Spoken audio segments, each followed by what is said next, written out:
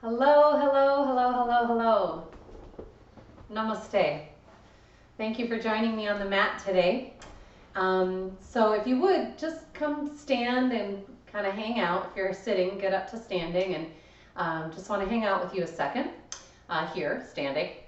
And I want to talk about Swadyaya, which is our principle of self-observation in Sanskrit, Swadyaya. And I often like to say that that is really the beginning of our yoga practice and a practice that truly evolves, but also having yoga inform who we are and how much we know ourselves, and then life off the mat. So we're going to actually start with a little moment of Swadyaya, which is that without moving, I'd like you to go ahead and look down and observe what angle are your feet at, and are you cocking your hip? How were you standing? Did you have your hands kind of, your fist on your waist, or your hands like this? And so I want to say that that's all, like, by the way, super normal. But I'm really interested today in alignment, kind of what's our natural, healthy, mechanical alignment for the body. This isn't about perfection. This isn't about, like, you have to look a certain way. But we're observing the visual intake, if you will, of how our body is aligned as a way to understand better, is it aligned in a way that is best for our joints, or is healthiest for all the connective tissue, that's best for our spine.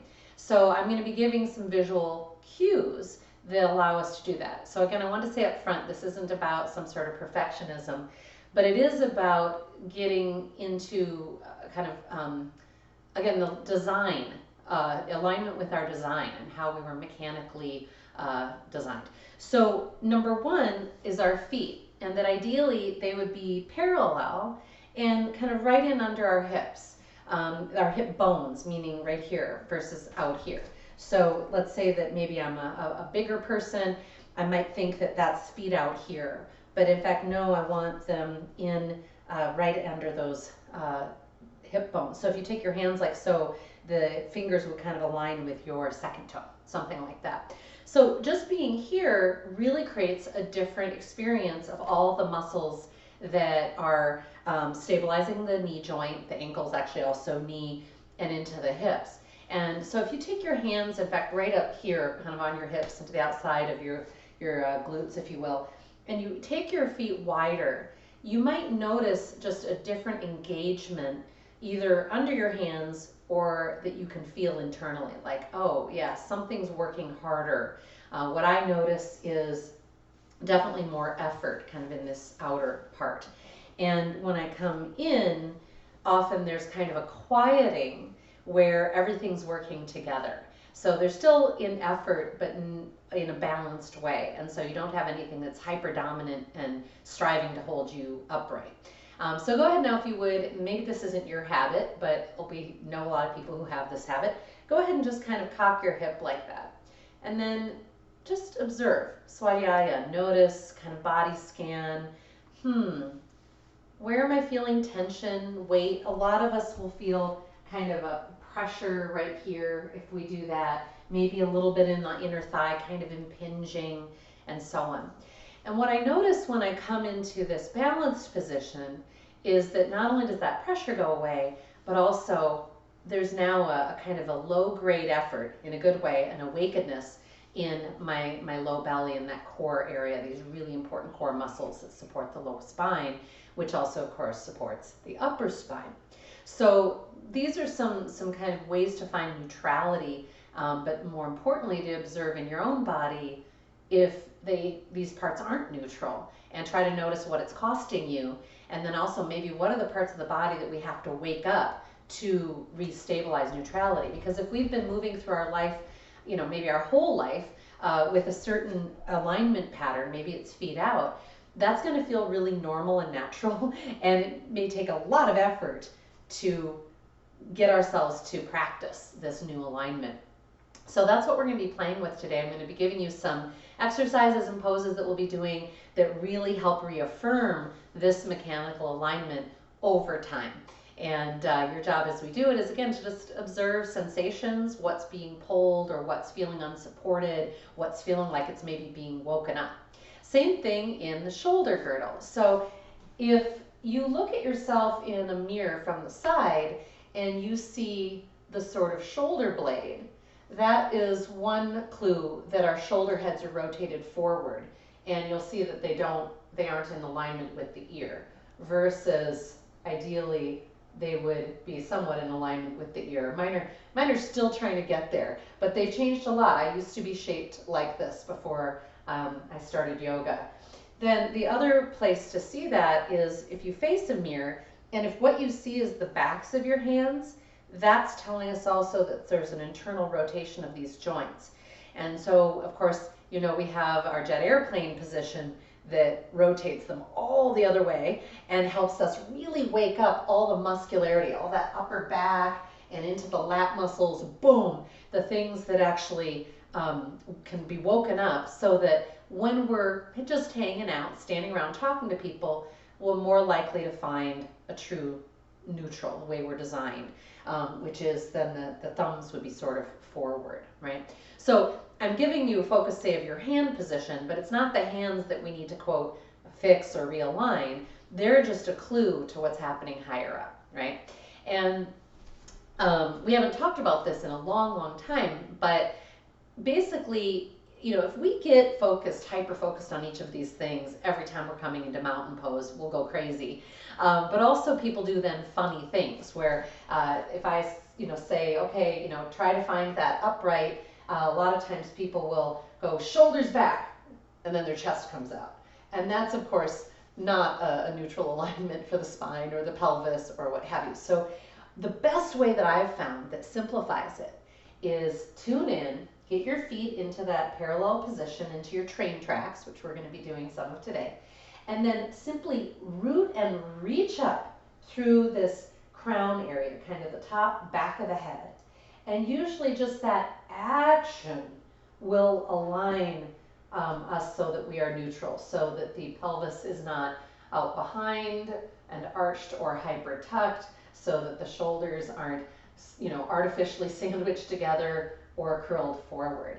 And so I'd like you to pause and tune in a moment. If your eyes are open now, close them and do that root and reach, and just see if you can feel any particular sensations. Scan all the way from your feet to your head, vice versa, and begin coming into your breath and simply observing how it feels to be in this active root and reach, which muscles are waking up. I can feel kind of my low abdominal, my robot belly muscles, as I think of it, that we wake up during robot.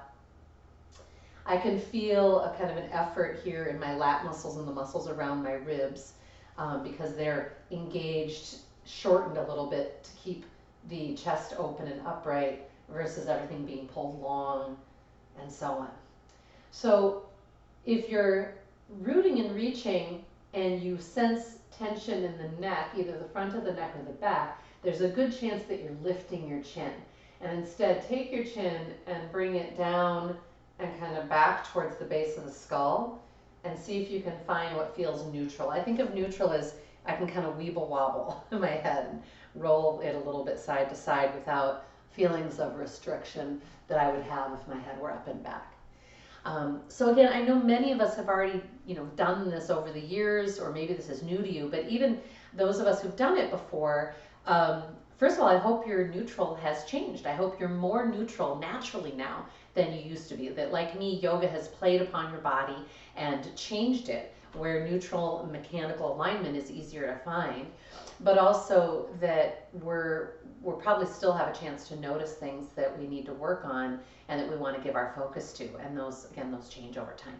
So we're gonna, like I said, come into some poses and some movements, and this is our yoga basics class, so we're not doing a bunch of flow. If at any point you want to throw some in, you're always welcome to do that, okay?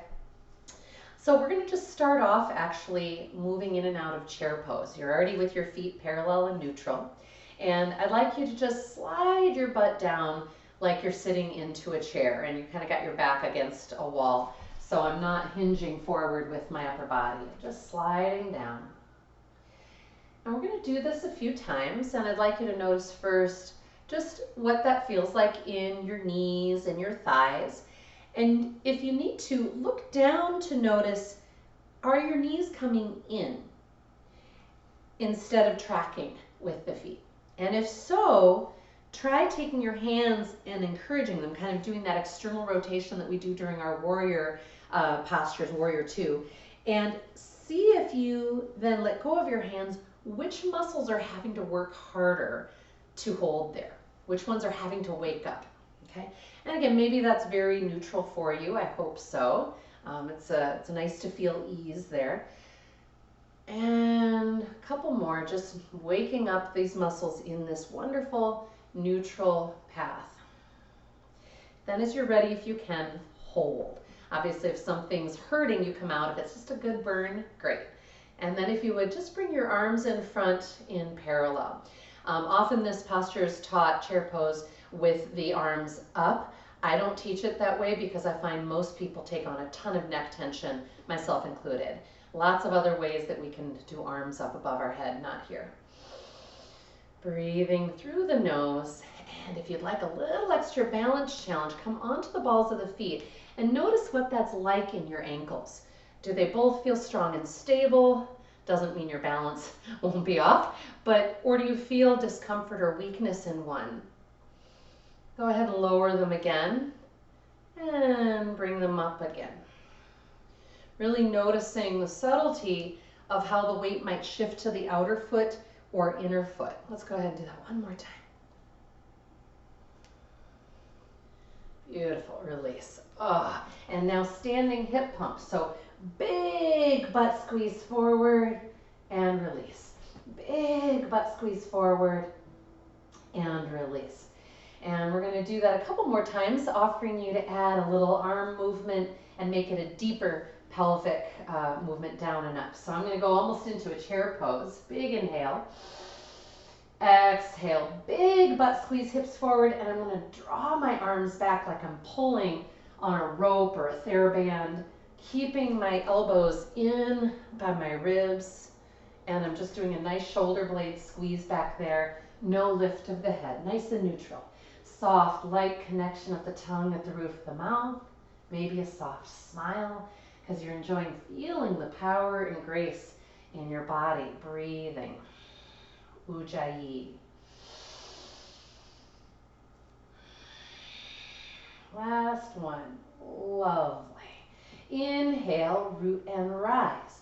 So I'm bringing my arms out to a little bit of a V because I know, especially if I'm not warmed up or I'm kind of tight, that's going to create less tension in my neck. Let's just check in with your body as you bring your arms up. What do you feel in your neck and your kind of trap area? Good. Let's go ahead and bring the arms down, straight out from the body, 90 degrees. Good. And now rotate your arms like you're turning a really big doorknob. And it can be kind of fun to look out over the arm and see how the shape of the arm changes. We're still rooting and reaching from feet to crown. Last one. Do you notice anything's pulling, anything kind of tight? Go ahead and shake that out. Okay, we're going to do our standing thread the needle. And so for this pose, I like to just do, I'm going to take my feet wider into kind of, like I say, an athletic stance. Knees kind of bent and just really rooting. But I'm going to do kind of a sweeping motion with my right arm and get everything kind of warmed up. This opens up the chest. And if you follow it with your head, you get some nice neck movement and rotation through the ribs. And then when you're ready, just cross the arm in front. Make sure the shoulder's down. And then you want that left hand to be at about the elbow, not up high because you're just not going to get the stretch.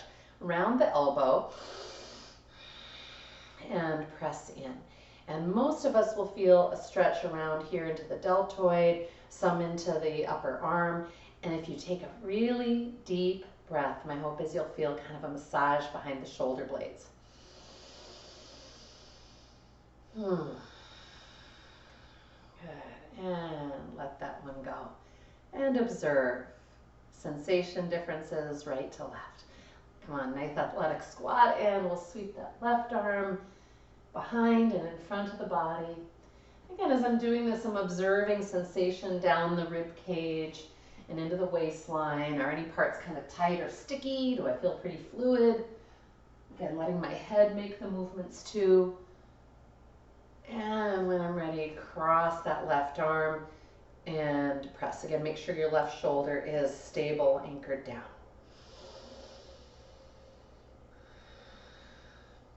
Twisting motions and rotations are one of the best ways to regain our fluidity. Often if we feel something tight, we kind of just want to yank on it. And really one of the best things we can do is rotate, move it in kind of a range of motion. And release. Good. We're going to come into Yoga Mudra. And this is one of the poses that really helped, along with puppy stretch and others, evolve my kind of mechanical misalignment of my shoulders and my head as a result. So it's really valuable, but it can be hard for people to find this alignment. You're intertwining your fingers, palms facing, and then ideally we want to be able to straighten the arms. In order for that to happen, we have to be able to kind of get the shoulder heads to rotate down and back versus be rotated forward. And for some of us, we won't be able to do that without grabbing onto something. I forgot, in fact. I'll be right back. Okay. This will do nicely. Sweatshirt sleeve, all right? So I'm gonna let my hands come apart until I can get absolutely straight in the arms. Not a little bit, boom, straight. You should feel the triceps really fire up. And hold and notice. Again, I'm in a nice athletic stance. I'm keeping kind of neutral in my core. I'm not arching. And I like to release, big inhale, exhale, boom. Again, straighten those arms and press those fists up off of the butt. Breathe there and notice, where do you feel a stretch? Any little movements that you want to make, relax, big inhale. And here's an opportunity, I like to take my feet wide for this, but to forward fold with it. And you're going to bend your knees, and you might find once you're there that if you widen your hands, you really get something delicious. So for example, I can come into my fold and not have to widen my hands to get the fists fairly up. But if I widen them a little more, oh, all of a sudden my arms go further over, gravity helps take them, and it feels amazing. Talk about giving yourself a massage. So go ahead and move those fists a little up and down. And you could even rotate a little through the ribs. Again, always slow and gentle. And then release. And come on up. So once again, bring your feet into that parallel position. Actually, we're going to come to the front of the mat, wherever that is for you today. And I'm going to have you bring your hands onto your hips. We're coming into train tracks. And the key is, again, you want them maybe 6 inches apart, something like that. And you're going to step back with the ball of the right foot. I'm not stepping back into like a deep lunge or anything. It's maybe a foot, foot and a half back. And then I want to lay my right heel down as if I intend to still have it in that track, that same parallel position. I'm going to look underneath to see. I need to turn the heel out a little bit to get that. And as I come back up, I'm very curious. Where is the weight in the feet? Notice please if in your front foot it's rotating a little to the outer edge, and make a point of really anchoring through the ball and big toe. You should even be able to theoretically lift your other 4 toes. This is a great place to practice that toe alertness, and replace them again. And then I want to really press down into the earth with that back heel. It should ignite my back thigh too. And if I'm not feeling much of a stretch and I want to deepen it, I'm going to just scooch the front foot forward a little bit. Good. And let's go ahead and add jet airplane arms. Squeezing the upper arms a little towards the ribs will really wake up those triceps, which in most of us are pretty weak and they're not very awake, which means that our bicep gets over tight and takes us out of position. Okay. Let's take those arms up. Maybe it's in your V or maybe parallel, but see if you can have them kind of aligned with the ear versus forward. Shoulder blades sliding down the back like you want to put them in your back pockets. One more breath, rooting through the feet, reaching through the middle fingers. And release, hands to hips, return the feet. Whew, and so my right leg feels a little rubbery. And that's often a great indication that you were stretching and waking up different muscle groups and so on. So when we're ready, we'll step back with the left foot, slowly lowering the heel, thinking about that train track, looking underneath, turning it outward if you need to, which most of us will need to, either a little or a lot. Notice if this foot was different, more or less rotated than the other one. Pause, notice the weight distribution in the foot, maybe practice lifting the 4 toes while reading through the big toe. Good. And let's add arms. First, jet airplane. Observing what's going on in the body as you're rooting through the feet. I'm noticing on this side, I've got more of a stretch in the psoas. That's that deep abdominal muscle way low down that connects in the front under the hip bone. And what happens as I take my arms up? Does that change that? Does it intensify it?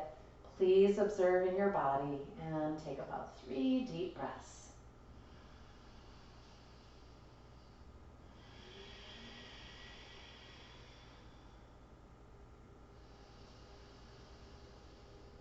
When you're ready to return, hands to hips and bring that foot forward. Whew. I like shaking them out, giving them a little break, rolling the ankles out, because all the stuff that we're doing is, again, stretching and tonifying everything from literally the footbed all the way up. And actually, this was something I also meant to talk about today that I forgot to cover at the beginning. So a lot of people struggle with like falling arches or pronation where the ankle might angle in and things like that. And so we're often advised to, put things in their shoes and for support and so on. And sometimes that really is necessary. Other times we could actually strengthen the architecture of the feet. And so one way to do that, go ahead and bring your feet parallel again and look at your feet as you're doing this.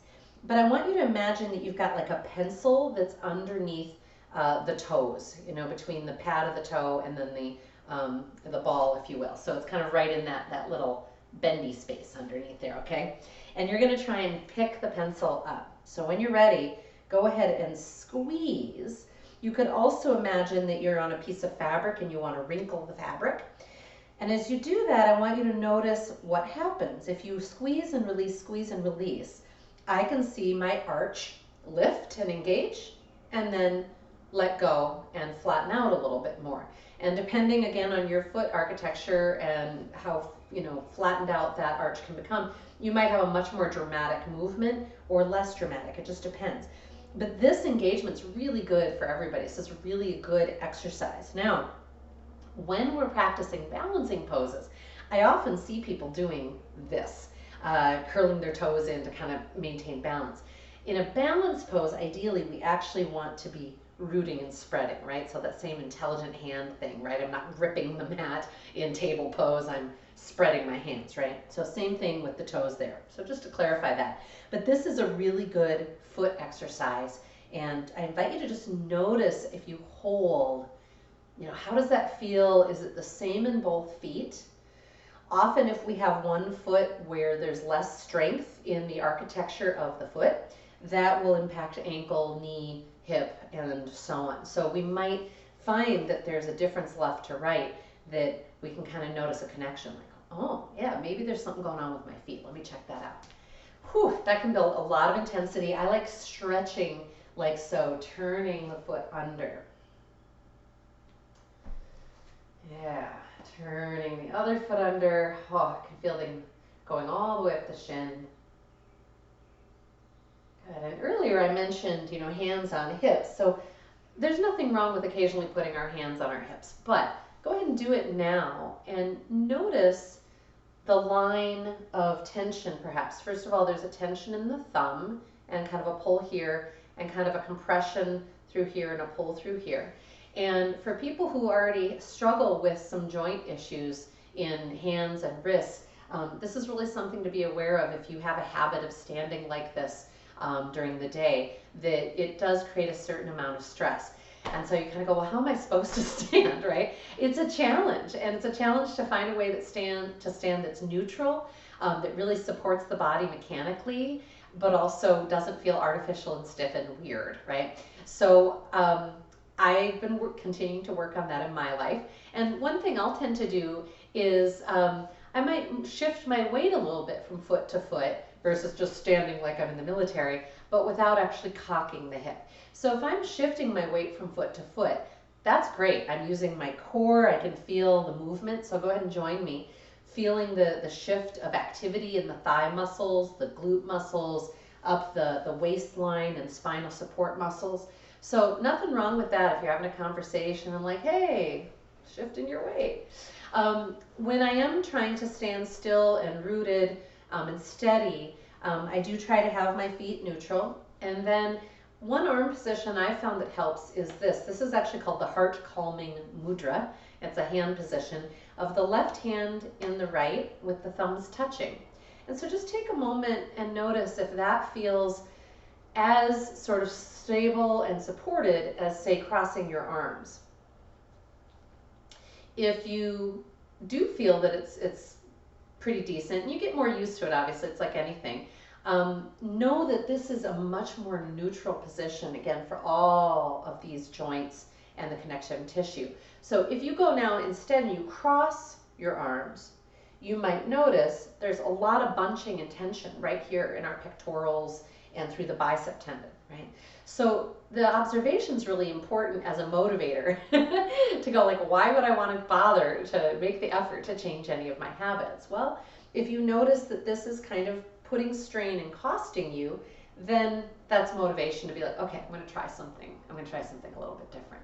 So I invite you to play with that and have fun and see what you come up with in observation, both looking in a mirror and then also going in to a good neutral alignment, and also maybe even intentionally out of it to notice what it costs you.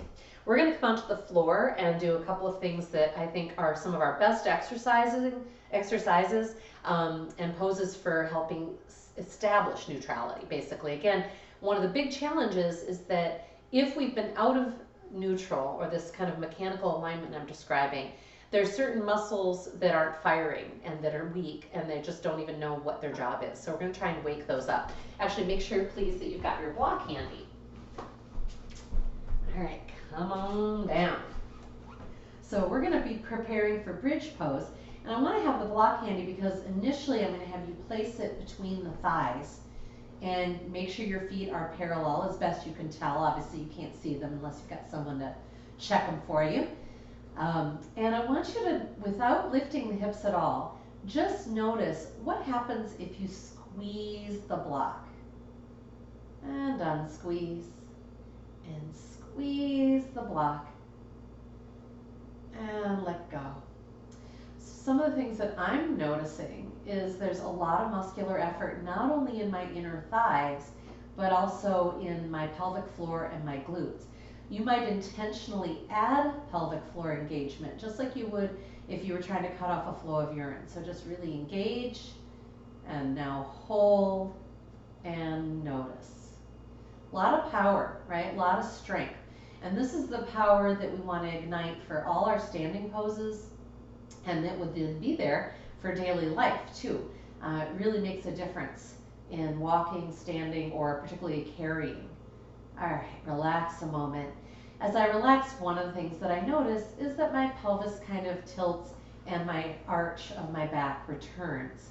So when I squeeze the block, I end up with a little bit more of a neutral pelvis versus kind of tilted, and that these core muscles, these low belly muscles that we're going to do in robot in a moment, really wake up. Okay, so relax a moment, and then we'll come up into bridge with the block there if it's not uncomfortable for you.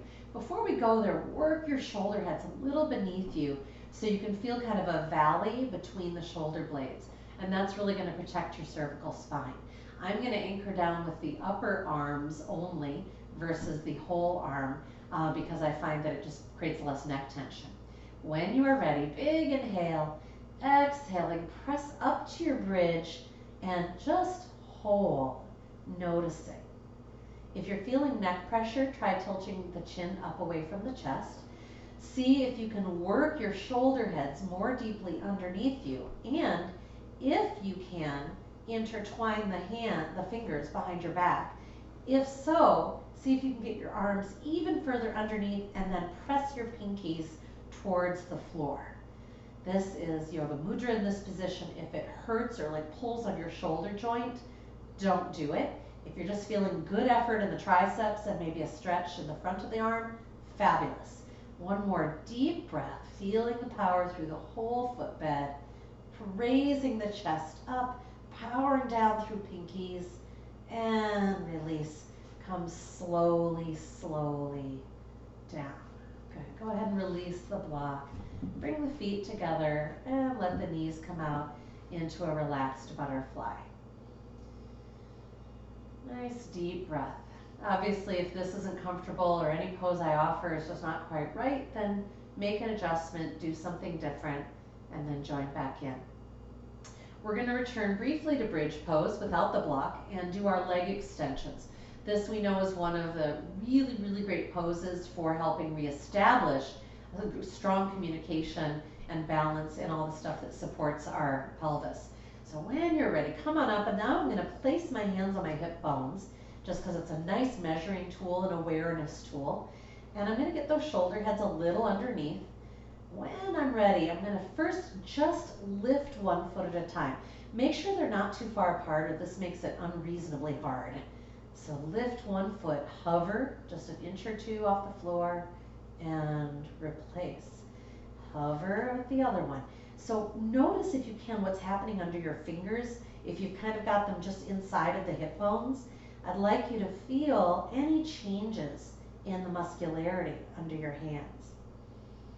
Notice also the shift in sensation from left to right into the glutes and how much you're feeling in the kind of outer and main glutes versus all the connections along kind of the tailbone.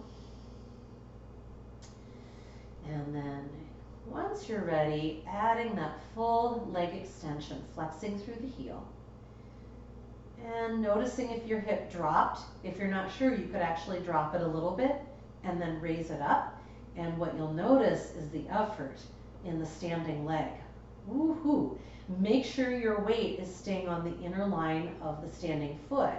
If you let it go to the outer foot, now your inner thigh won't be working. So again, it all goes back to foot alignment. As you're ready, extend that other leg.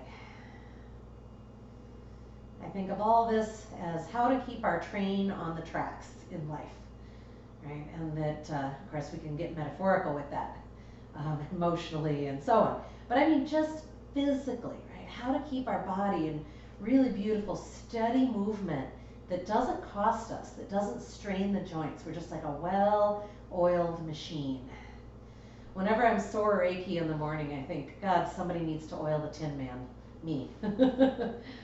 And yoga usually fixes it. Go ahead and come on down, knees to belly. And rocking a little side to side can feel really good here. Rolling out those ankles. They do a lot of work in these positions. And we're going to come into robot. So again, if you've been doing robot for a while and you want to go into your full deal with it, you certainly can. But I always like to start with even a couple of rounds of just the legs. I feel like it allows us to be more aware of what's happening. So when you're ready, get your feet flexed, legs parallel but not touching.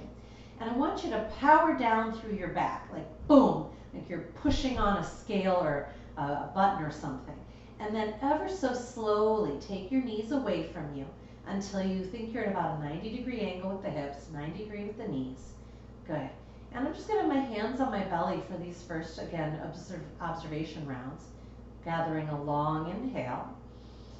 It's hard to do when you're using those core muscles. That's part of the practice. Exhale, reroot, and ever so slowly take your right heel and just go a few inches and hold. And come back. Good, nice breath in. Exhaling, root. Go just a few inches with your left heel or knee, however you want to think of it. Try to stay soft in the neck and return. And my hope is that you can feel a fair bit of effort in those core low muscles, even though we're not really counterbalancing that much weight yet. That effort should already be there. Let's go a little further. Big inhale. Exhale, root, taking one heel towards the floor all the way to touching it if you can, while maintaining that low back contact. Boom. And if you can inhale here in flight, as I call it, exhale, come on back. You might relax those core muscles as you inhale. Make sure you reestablish knees over hips if they've come towards you. Exhaling, take the other heel towards the floor. Pause, breathe in flight. Exhale, come on back. And relax. So one of the things to watch in our robot is that we don't want our other knee to come towards us, because that's compensating, right? We've all done this in aerobics classes or fitness classes or whatever.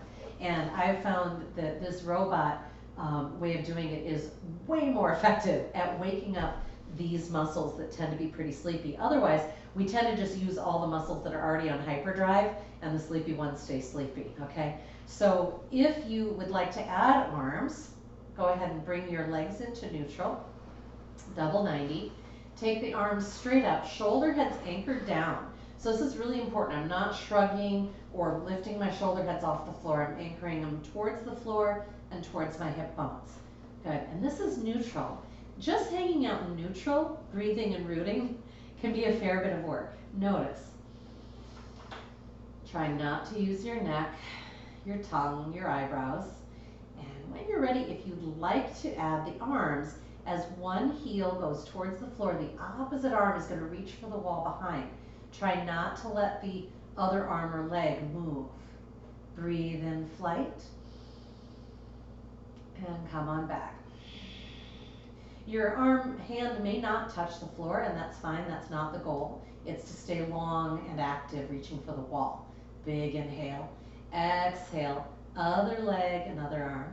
I always have to catch my stable arm. It wants to go with my leg.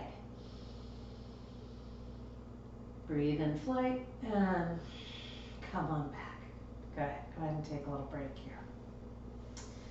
So I'm going to come on up to seated a moment, and eventually we're going to be coming onto hands and knees for our puppy.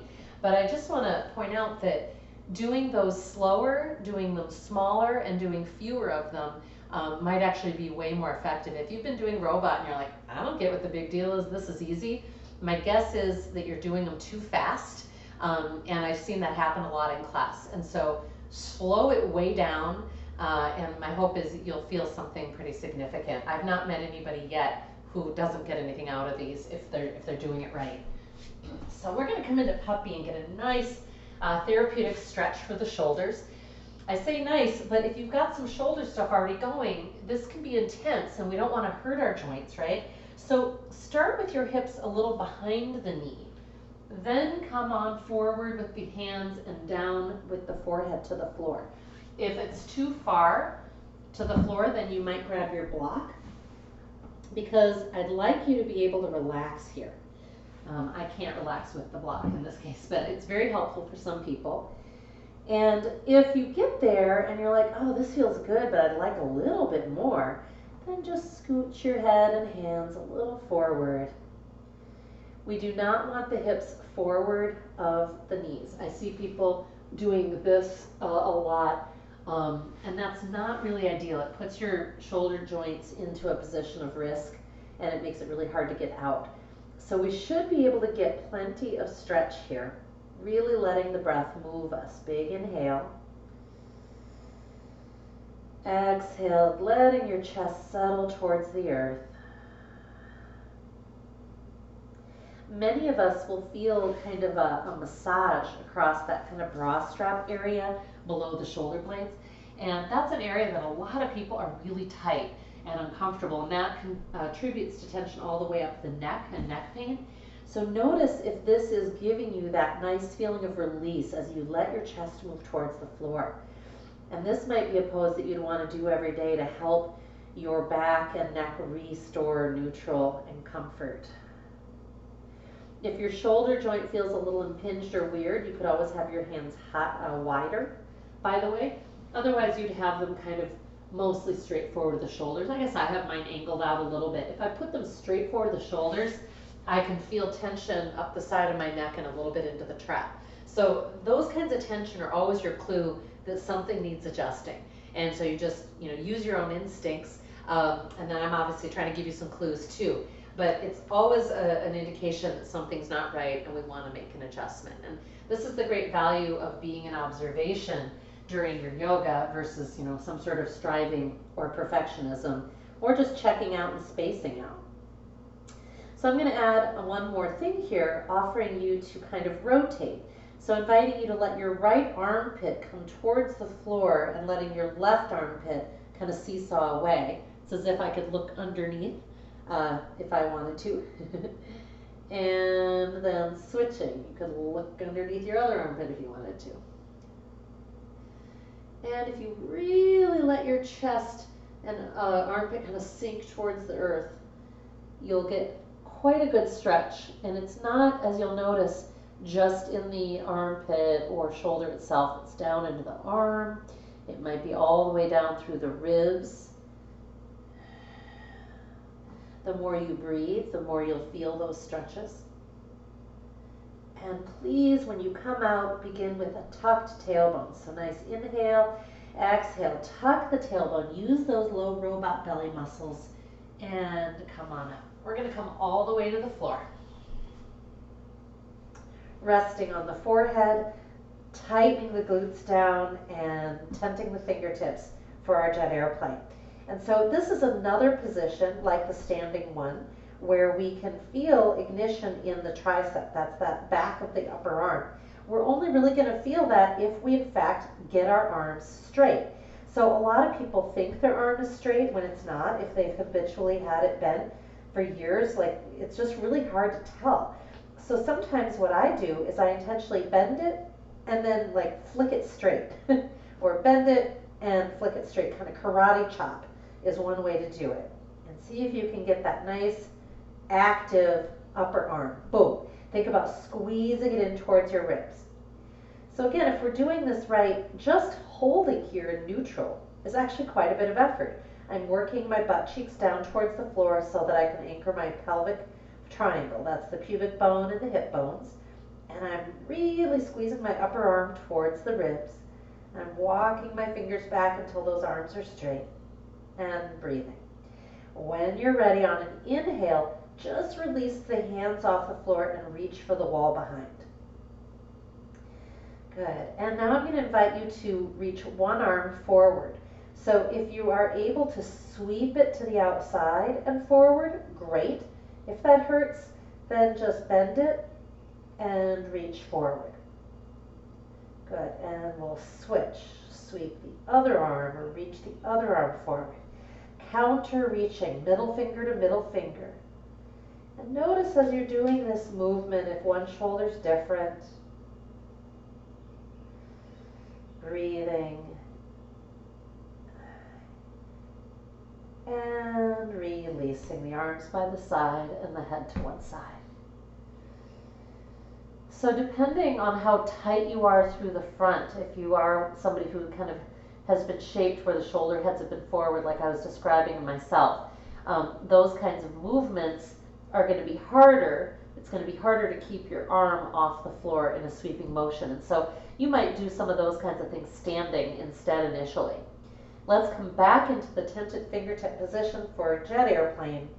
When you're ready, pelvis anchored, extending the head towards the wall in front of you. And maybe you want to release the hands also. Breathe. Let breath undulate you.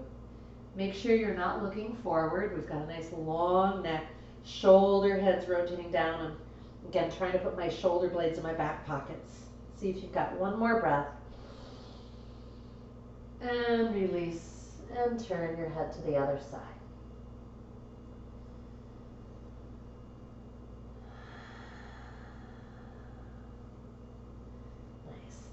we're ready, no wings, no shrugs. We're going to press back to child's pose.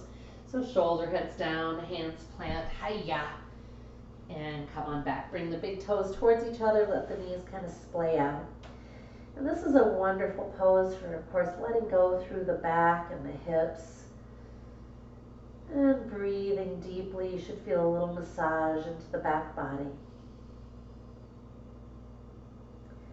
And as you're ready, we're going to pop onto our butt. We're going to do one more stretch that's helpful for helping unwind and helping restore neutral in this part of the body, the kind of bicep tendon into the shoulder joint. This is an area that I find a lot in body work, is a real area of challenge on people. They don't even know that it's tight until I start to rub it and they're like, oh my God, that hurts, because this has just been pulled so taut. So again, if you're somebody who either standing, you see this a lot in people who, for example, old farmers and who've been carrying heavy stuff all their life, right? That their arm may be kind of just bent all the time. Or if you lay down and you notice that your arm is kind of like this, that the wrists kind of pull up, that's a great indicator that that front line and the bicep tendon into the forearm and so on is too tight and it's pulling on the joints. So this is a really useful way of getting that to stretch if your wrists don't mind being in this angle. So you've got you're on your butt and you've got your hands, fingertips pointed towards your butt, shoulder heads anchor down the back. Now just being like this for some of us, if you try to straighten your arms, might be a stretch. When we head up with the butt off the floor, I'm going to try to imagine that I'm trying to rotate my hands to the outside. I'm not actually going to move them, but that's the direction of engagement. And I'm hoping you'll feel the stretch. When you're ready, big breath, come on up, and imagine you're trying to rotate externally and come back down. Go ahead and do that a few times to your timing, your breath, your tolerance.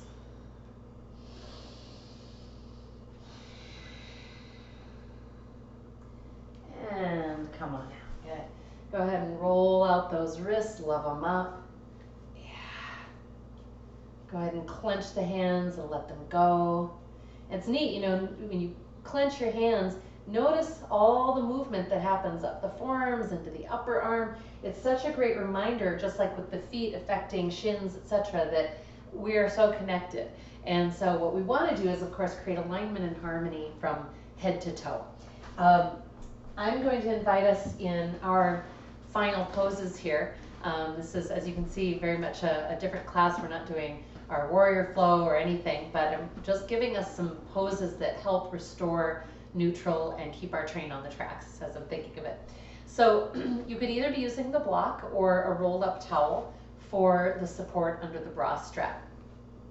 And what I usually do is I come down onto my butt, I have the object underneath me, and in the case of the block, it's pretty easy to manipulate and kind of get it aligned like so. In the case of a towel or something, you may need to lay on it and then shift yourself up or down if it's not feeling great. If you're using a block, maybe you want something available so that when your head comes down, if the floor feels like it's too far, you've got something, a sweatshirt or whatever you can tuck underneath the head. You shouldn't feel any compression or pressure at the base of the skull, and you shouldn't feel a pull down the back. Some days, if I'm really tight or something's not happy, this will make my back feel a pull, in which case I come off right away and come onto a rolled up blanket or towel or something. So just being here is quite therapeutic for us. It's inviting that opening through all the chest and the front of the arms.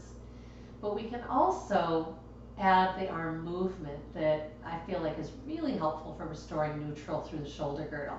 And so that's taking one arm straight up to the sky and then overhead towards the floor. But my goal is not to touch the floor. My goal is to reach the wall behind. So again, just like in the other movement of jet airplane and other things, that my goal is actually to keep the arm active and long. And so then you can kind of pulse it towards the ear, in and out. And what I'm hoping you'll feel is movement around the shoulder blade. And that's an area that's really bound up for a lot of us, right? If you're working on a computer a bunch or gardening or what have you, all those things tighten us up at the front, pull us tight at the back, and then things kind of freeze into place. So this is a great way to WD-40 it up. When you're ready, return that arm and explore your second side. Breathing. Really letting breath kind of take you to the tension to enhance the sensation and, of course, to move stagnant energy. And you can also roll the head a little bit while you're there. Again, anything you're inspired to add, please do. When you come off the block or object, make sure you're rolling to the side so you're not lifting the head directly up, because that really tightens the neck muscles. If you, by the way, are on a lower, softer object like a towel, you might decide to maintain that position as a restorative position and focus on breath for, many, many minutes on end. So until it's creating stress or discomfort, you could stay there. I don't recommend doing it for long periods on the block. We're going to then come onto our back now and place the block under the sacral triangle. And this is another one that over the years I've had so many people say, oh my God, this really, really helped. If you feel any pain, like nerve pain, that's a great indicator you just need to come off right away. It's either in the wrong place or it's not your thing today. So first, just have your feet flat and then give the weight of your pelvis to the block and see how it feels. If it feels fine and you want to explore more depth, more stretch, then let your legs go straight. So you're kind of just draping your body over the block. If you feel your pelvis kind of tilt downward, that means probably the block needs to go a little further down. You want to feel just supported, right in neutral, like you're just draped. Nothing to accomplish, nothing to know.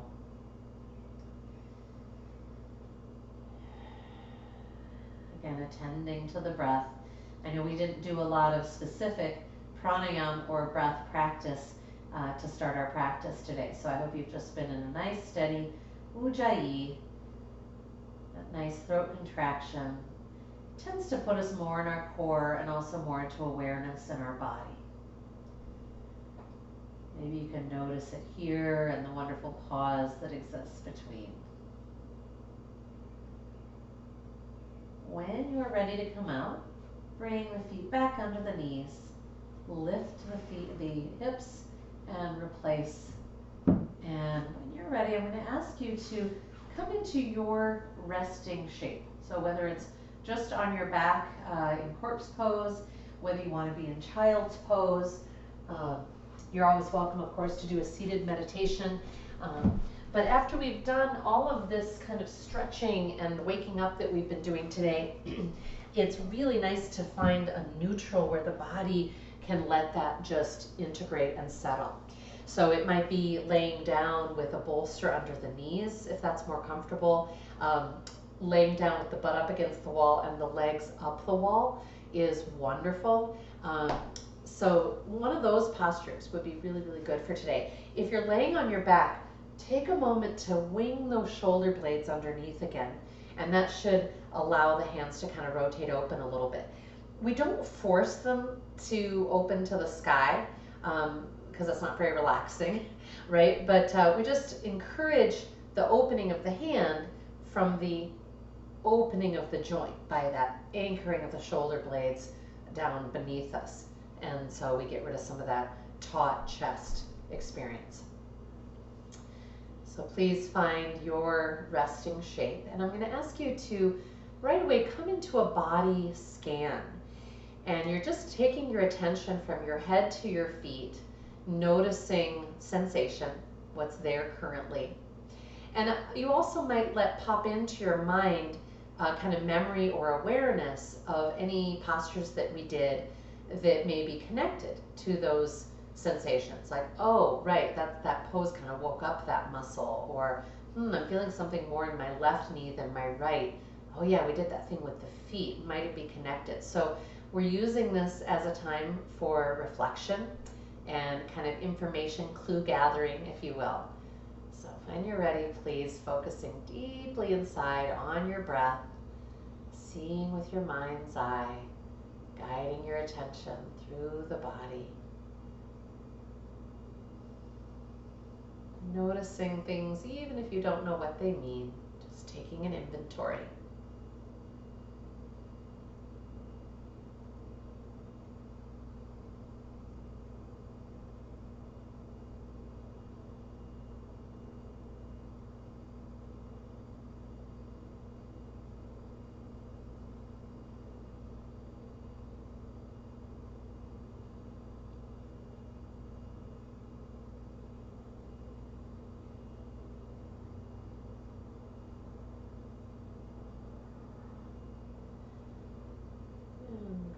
gradually bringing that scan to a close. And I'm going to ask you to take a moment to be really appreciative. So hopefully we noticed some places where there's imbalance or misalignment, again, mechanical kind of imbalance or misalignment that we want to work on. But let us recognize, first of all, how brilliant the body is, that it has made adjustments to accommodate what we've asked of it. Whether it's sitting too much or working in front of us, it tightens up the necessary things to hold us in that position. And so I think it's wonderful to meet the body with that kind of gratitude and respect rather than, geez, what's wrong with you? You're all out of alignment, right? And then to acknowledge that we are interested in helping the body be pain-free, be more neutral, and less stress on our joints. And so I'm going to ask you to briefly, as you send that message to the body, then also scan for any particular postures in our practice that felt most key to your body today.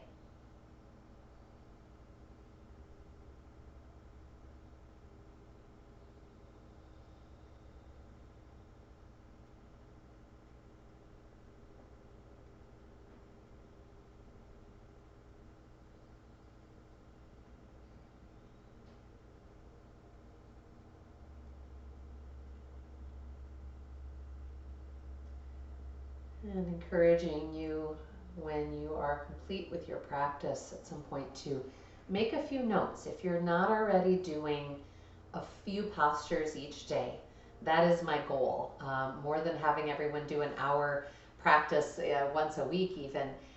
If we all find the things that are most necessary for our bodies to restore neutral and we do them every day, it could take like under 3 minutes. It's quite transformative. So please make a commitment to making a note of some things that you think like, yeah, that could really, really help me be in more ease and feel better in my body. I'm going to close our practice with 3 ohms and am excited to have you join me if you'd like and feel the vibration in your body as you do so. Otherwise, feel free to be quiet and let our ohm and bowl tones move through and around you.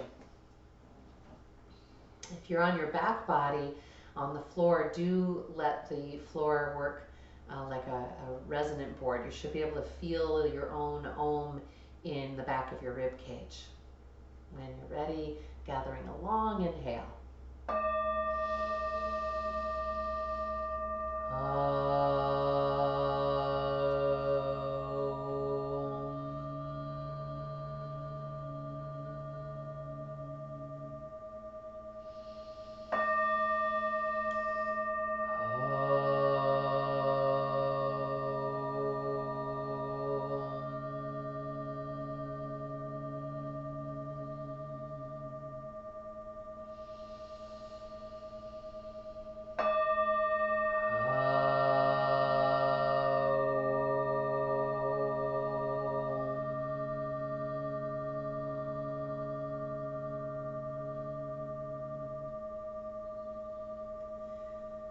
Have fun keeping your train on the tracks.